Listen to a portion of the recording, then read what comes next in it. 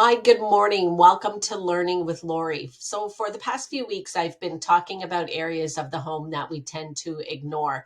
I'm going to finish up this little series about talking about our appliances and deep cleaning them. You may have seen videos on various social media sites recently about how to clean out your dishwasher and your washing machine. And that was something that I personally did. I went into my dishwasher.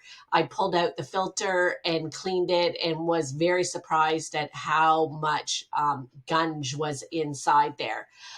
My washing machine, I have a top load washer, and I don't have a specific filter that I can pull out to clean in my washing machine, but I did pull out that tray where you put your detergent and everything. So I pulled that out and again was very surprised at how gungy that is.